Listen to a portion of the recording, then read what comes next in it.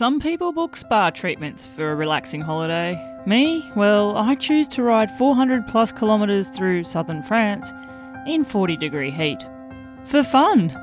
I've hit that point in the ride where I just want to be there. Over 4 days, I pedalled solo from Toulouse to Carcassonne and back again, involving forested climbs, ancient towns, and a hell of a lot of sweat. Shade! Sweet, sweet shade! Woo! I made it! Yay! Riding past castles, through mesmerising gorges, and discovering just how many litres of water one human can possibly drink in a day. Is this place for real? On quiet roads. What a ridiculous place to ride a bike! This is the scenic route. France, you are ridiculous. I tell you what, I'm so happy to be on a bike and not in a car.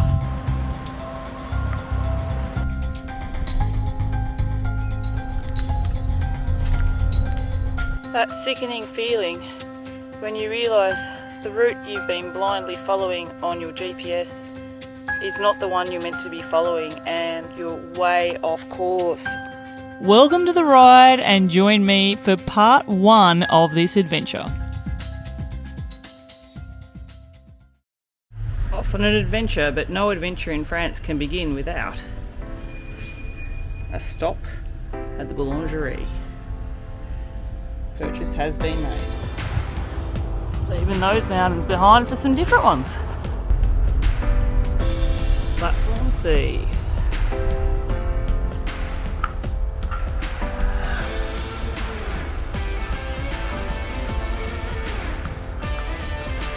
Okay, arrived at Lord's train station and another little mini adventure is about to begin.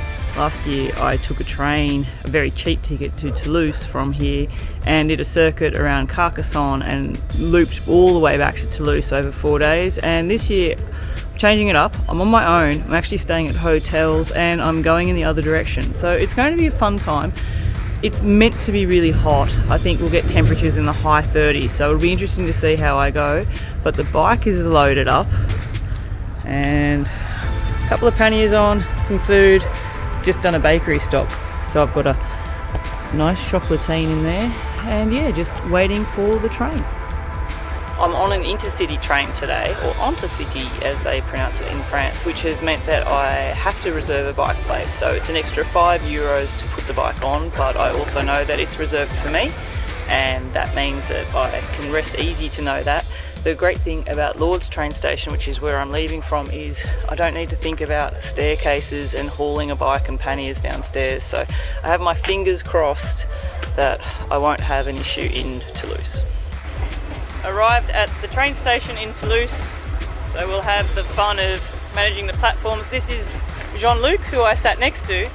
Jean-Luc is 72 and he has just travelled from the Mediterranean to the Atlantic, a big journey himself, 19 days. He's awesome. We've just had the best conversation the whole time, and yeah, and Jean-Luc lives near Carcassonne where I'm going, and when I get there we'll have a drink together. Super! Bonjour Jean-Luc. Ça va? Oh. Ah oui.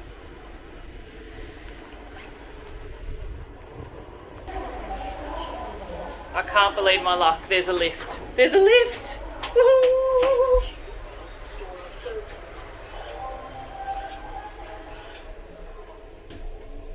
There's never a lift that works at Toulouse. So, thank me my lucky stars.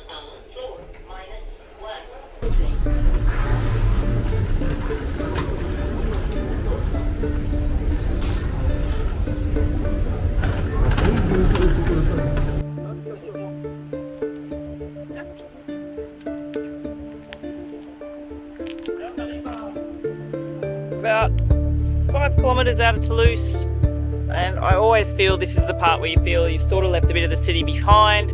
As you can see, there's heaps of people cycling along the canal, some with panniers, so maybe doing the Canal du Midi. It's a beautiful day and it's going to be hot, so I'm going to be very thankful for these trees. I'm pretty excited after the train journey to be turning pedals. It's sort of late, it's already 11, so I've got a bit of a long ride ahead of me today to get to Foix, and I'm looking forward to it. But first, time to have my chocolatine. Obviously I was tired when I bought this because it's not a chocolatine, it's a pain raisin. Anyway, looking forward to eating this. Not a bad place to have it either. So nice to be in the shade on the canal, leaving Toulouse behind. It's just pretty calm. Just hear the wheels turning and the birds singing. And you can see just how beautiful is this.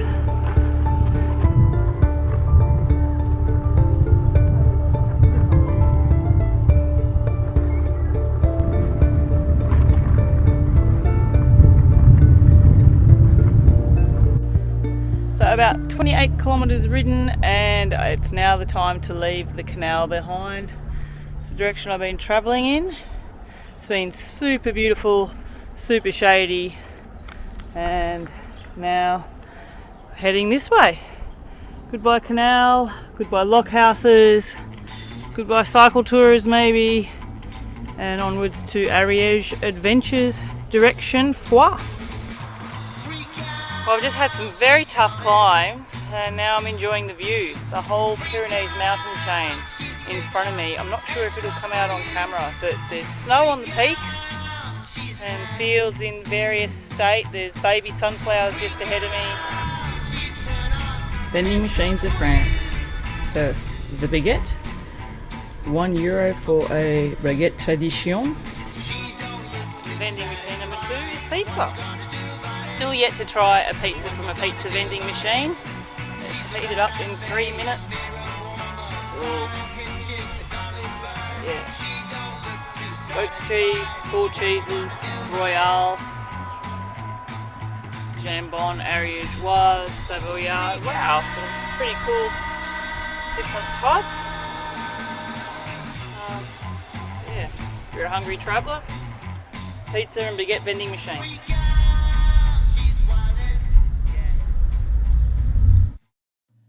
Just a quick stop on the road, coming into some signs which bring back memories, having lived very close to this area for 6 months when we first moved to France. And it doesn't matter what I do, I never ever got sick of these sort of views here. And it's typical Ariège. It's, you know, lumpy valleys you can see, just hopefully it comes across on camera, but the land just drops away and it's sort of rolling countryside. These big wind farms and the Pyrenees mountain chain just right in the backdrop there. With the snow on it, you can sort of make the mountains out so much more. So, got a lot of this rolling road to come now. Ew, beautiful. Lots of sunflowers in the field next to me here. Yet another climb. As I said, very rolling countryside.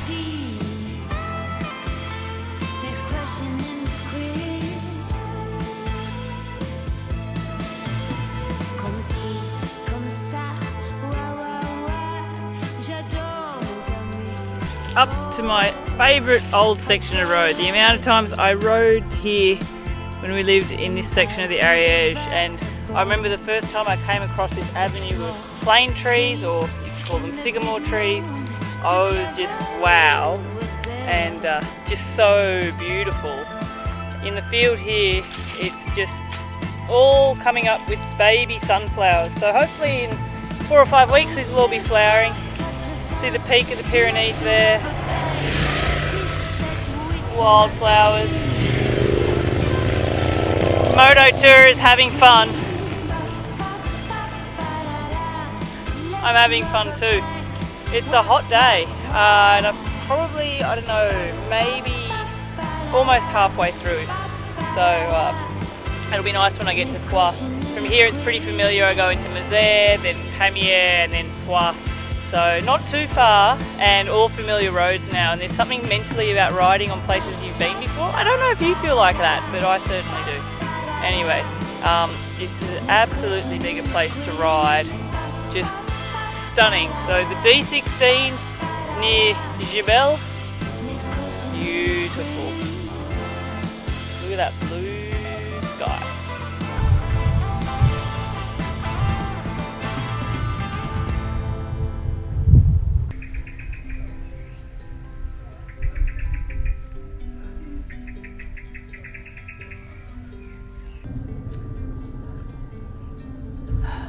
Ferme closed.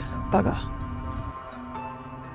Dead flat and dead straight for 4 kilometres. I know this road so well because it takes me to the village we used to live in for a bit. It used to do my head in, but I've got a tailwind and it's blowing strong, so we'll take it. Phew! It's cooking, it's pretty hot. Just refueled at a Carrefour because all the bakeries were closed. Makes me sad. But at least it's a beautiful sunny day.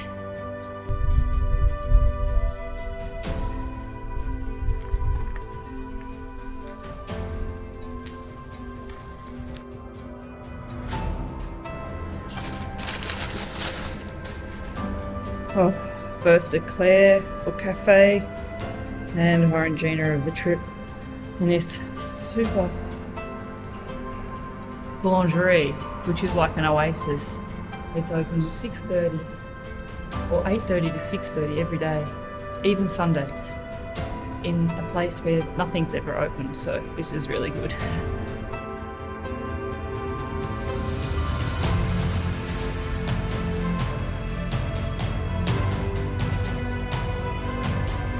After being up high and the rollers and the climbs up and down, descending, we're now very much in the river flat, in the floodplain.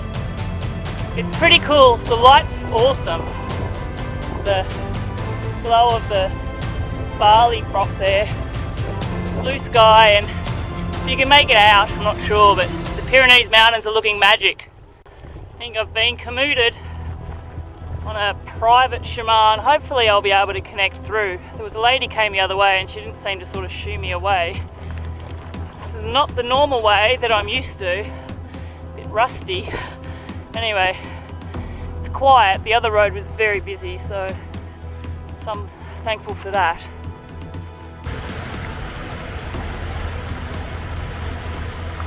The Ariège River. I thought felt like a few wrong turns. It's lovely to see it. Hit that point in the ride where I just want to be there. Nearly. Foix. I'm so happy to see you. Yoo-hoo! Made it to my home for the day. Hôtel Lons. Check in, shower and eat.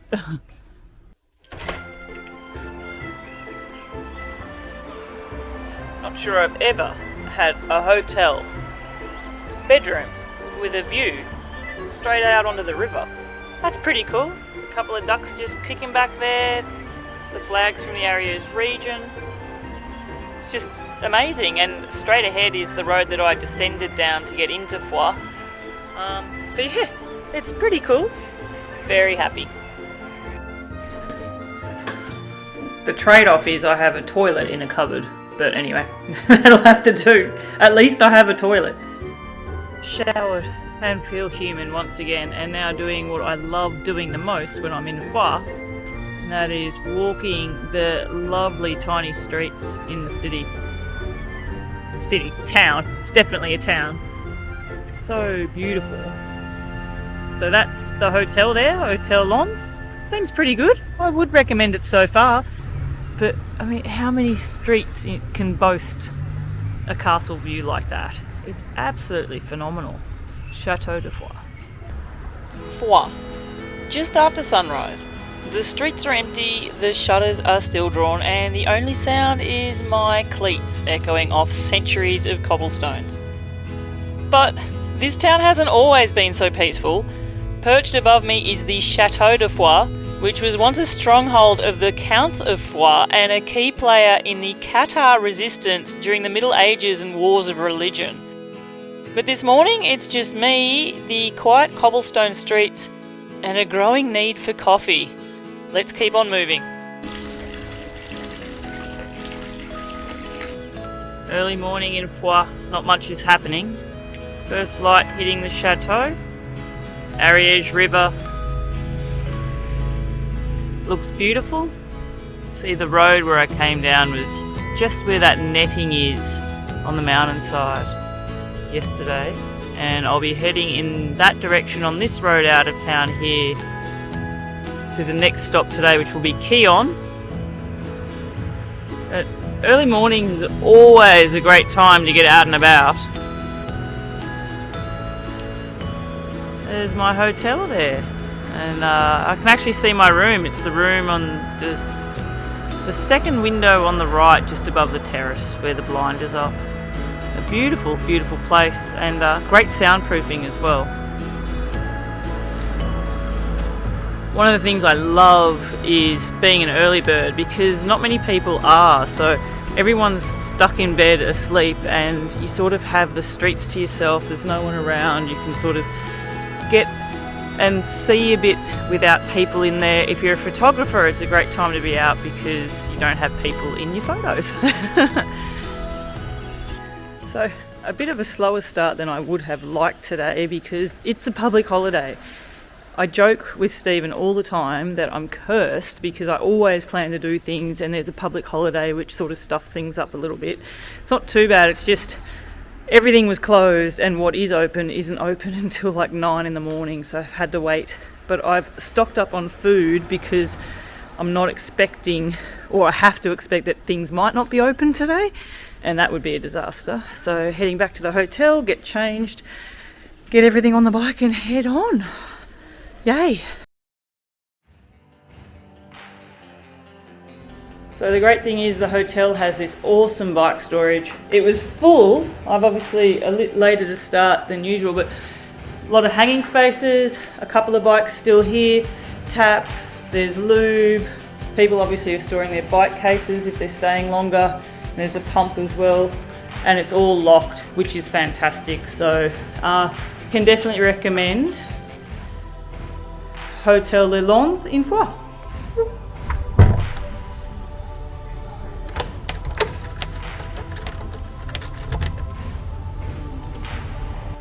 Finally loaded up and ready to go. Just chatting to some moto tourists from the UK and worded them up on a few good places to see. And yeah, time to say au revoir Foix, au revoir Ariège, and on to Quillan up there. Here we go.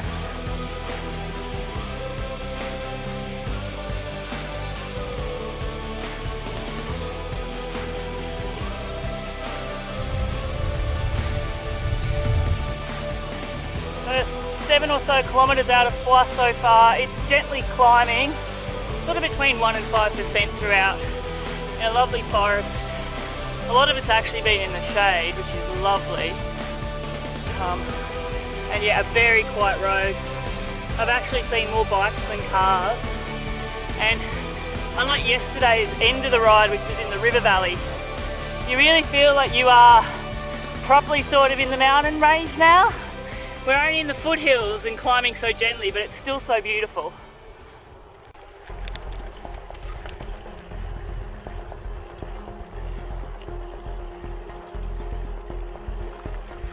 Just leaving the little commune Les Sabotés. Not much to it, about 3 buildings really. But I've just thought, so far this ride's given me everything I love about bike touring. I'm on a quiet road in between beautiful countryside, and I've got the bird song for company. It's just beautiful.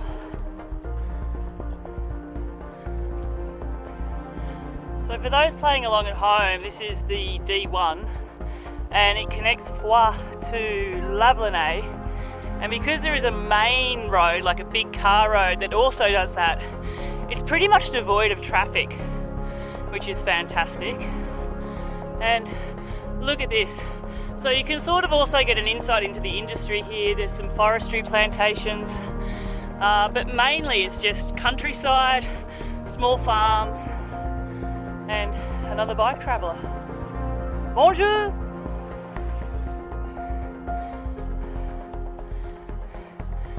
We're also very, very close to the Spanish border and Andorra, and in times gone past, this was actually a area of safe passage to get people out during the war and in the resistance.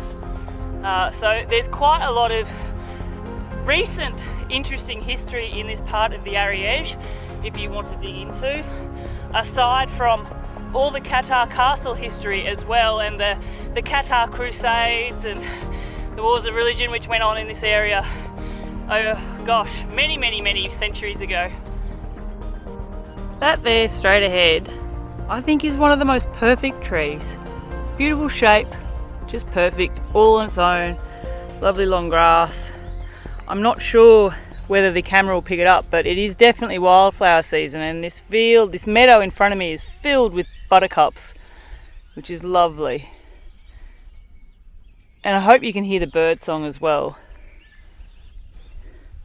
That bit of the mountain there where you can see the rocky escarpment there sort of gives a hint of what's to come, because half of this ride is going to be through some spectacular gorges, and I really cannot wait to hit those. And you can sort of see on this side as well, just those rocky bits. You don't sort of get that as prominently where I live in the Pyrenees and the Haute Pyrenees, so they're much different. But yeah, this is a beautiful valley. Beautiful church in a beautiful quiet valley. Herd of cows over there. And you can see the road now has opened up a little bit and the valley's opened up. But it's a beautiful day. It's going to be hot. Knowing my luck, it'll be the hottest when I hit the massive climb for the day. But what a beautiful day I've got. In fact, there's not a single cloud in the sky. The old Michelin road marker there, which I love. You see them a little bit through France, not much. So this road here, this smaller road turning off, takes you to the Roquefort-les-Cascades. It's a beautiful waterfall, and at the base of it, it's all petrified. I think I'm trying to remember if it's petrified rock or petrified trees. I'm half tempted to go there because it's just a little diversion, but I can't remember if I've got a big climb or a big descent, so I'm not sure. I've decided to go to the cascade. Life is full of detours, right? Here we are, Roquefort-les-Cascades. It's not cascading too much, but it might just be because there's still some snow melt to happen. The water is very clear. Beautiful trees. And joining the park with a few local lads. But yeah, it's super beautiful. A nice little spot, a little hut up there as well. So this is awesome. This is just at the start of the hiking trails, and this is a solar charging station for e-bikes and mobile phones. So you can plug your e-bike in to charge and your mobile, and from the look of it as well, this is a area that people go to ride mountain bike trails. So there's mountain bike trails here, and there's a little place. It's closed, but I imagine it's a cafe in summertime that sells drinks. But yeah, I've never seen this before. Have you? Have you seen a solar charging mobile phone and e-bike charger? If you have, let me know. Here's just another look at where the charging connectors come in. So there's quite a lot of them. There's 8 of them, I believe. And on the other side, I think, is a spot for mobile phones. So it says you can charge e-bikes, e-scooters, and I guess e-Vespers. Like, yeah, how awesome is that? So that building straight across the way was the Église. I think it's Église Saint-Marie. If I have it wrong, I'll put it in the comments. And if you look above it, you can see a sort of rocky plateau and an outcrop. And according to an information sign, that's where an old castle used to be. So yeah, the old chateau ruins.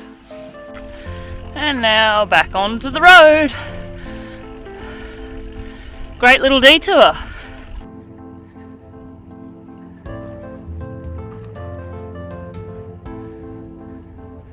Another little village on the road. This one's called Tanier. Doesn't feel like much happens here.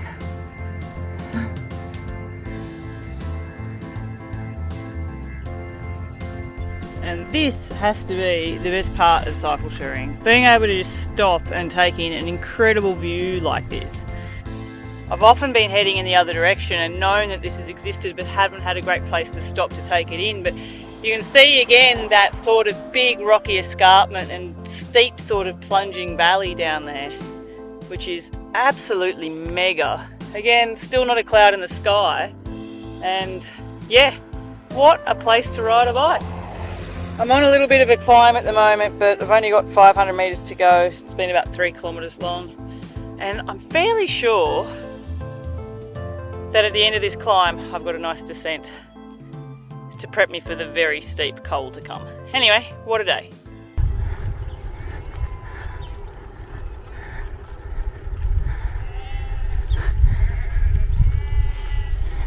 Meh! Climb's finished, time to drop down. Made it to Bellesta. Not sure how you pronounce it. Some work being done here restoring a place. This is the River Lure, which runs right through it. Foix is where we've come from, and this direction is where the col starts. I think I'm not too far away from it. Bonne route! Guys all focused there. There's been a fair few cyclists out, mainly road cyclists, most of them really friendly. And yeah, still a blue sky, sunny day, and the climb awaits. I'm feeling not too bad, but I am at the base of it. And I think it's about 7 kilometres and it averages about 6%.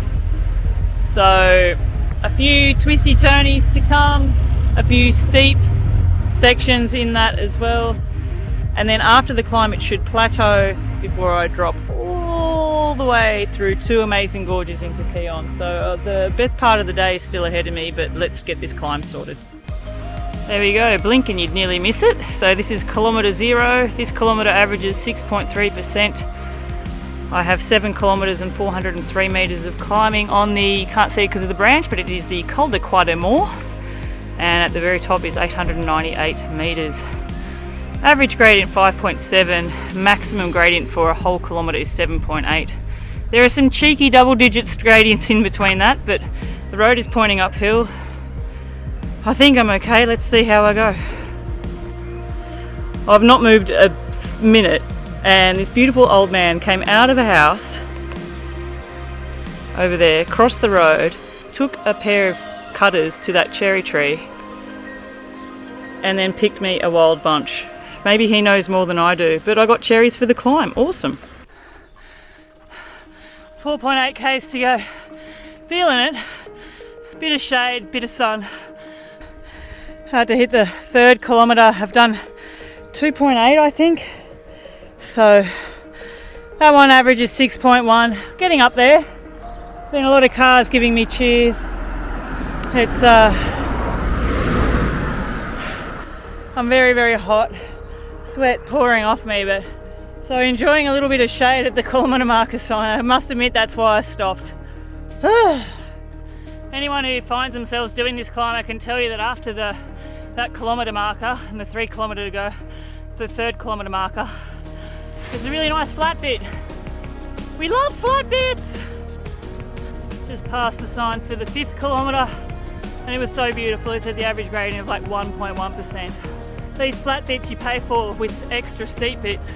I hit 14% for quite a while back there, but wow, beautiful. And it is in the sun, this climb. There's not been much shade. The forest is strictly either side of the road, and pine trees don't cast much of a shadow, but I'm just enjoying it, and not too much longer to the top. Shade! Sweet, sweet shade! Woo! Woo! I made it! Yay! Wasn't too bad. There were a few sections which were pretty punchy, especially in the sunshine. There's no shade, so it was a bit of a sweat fest. But Col de la Quademore, we did it! Loaded up, had some cherries, and look at the beautiful wildflowers. And I'm not sure if you can see, but through that gap in the trees is a snow-covered peak. And this is the direction I'm going. It'll be flat for a bit, and then I have downhill all the way back. So I'm going to eat a bit of food, and that's me done. About to cross into the Departement de l'Aude, and lovely welcoming party. Bonjour, vache. Look at this. It's just opened up. I've been in a forest for so long, and it's amazing just to see this beautiful opening of a view. and you can see a few little bit of snow drifts on the peaks there, but it's a hot sunny day, the wind's in the grass, and I'm looking forward to a lovely descent.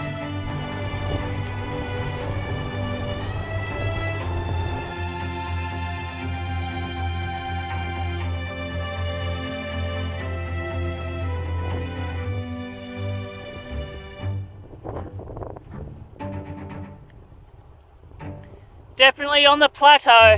Wind's picked up, but it's not too bad. It's actually nice, sort of cooled me off a little bit after that hot climb.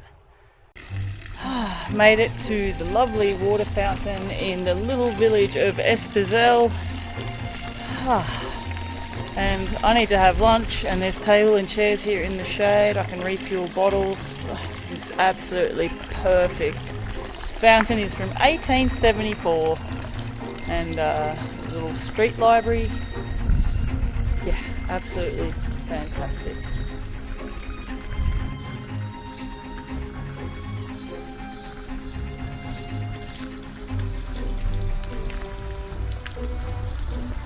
Left the little village. If I'm quiet, you might be able to hear some cowbells in the distance. And now descending for I think 3 kilometres on this road. You can see the road down there. It's going to drop me into this valley, which is the Vallée du Rebenty. I'm sure I pronounced that wrong. And we're going to have some pretty epic scenery to come. But what a magic day in this part of the Pyrenees. Can you get over it?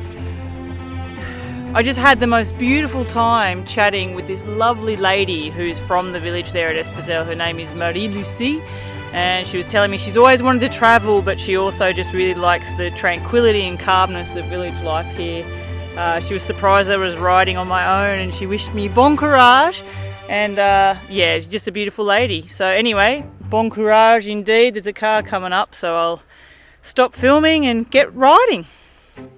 Time for things to get a little bit ridiculous. The Gorge de Rebenty. Been tracing this tiny river descending down, and it spins me out to think this is what's created this huge gorge. Woo! Woo! Is this place for real? Like honestly. There's the river. This is the gorge. There's a beautiful smell of wild garlic in the air. I wanted to say that so that I remember it later. It's just beautiful. What a place. What a place. Probably a couple of kilometres from the gorge, this beautiful little village, Jucu. Ambience of a barking dog in the background. Beautiful little spot. Just about 9 kilometres to Quillan. This is the little village of Saint-Martin-de-Lys, I think it is. This is the Aude River. Beautiful. And whoa, places that make you feel about the size of an ant. You're not going to be able to make it out here, but I am watching 1, 2, 3, 4 massive vultures, 5, 6, all coming out there. Amazing birds of prey just thermaling here. It's a bit of a busier road, but absolutely spectacular. And wow, what a place to ride a bike. Some places make you feel small, and the Gorge de Pierre Lys is definitely one of them. Carved out by the Aude River, this narrow canyon feels like nature is just showing off. What a ridiculous place to ride a bike! Towering limestone walls close in on you from both sides. The road is twisting between rock and river like it's barely squeezing through. It was pretty dramatic and wild, and for me, so exhilarating and completely unforgettable.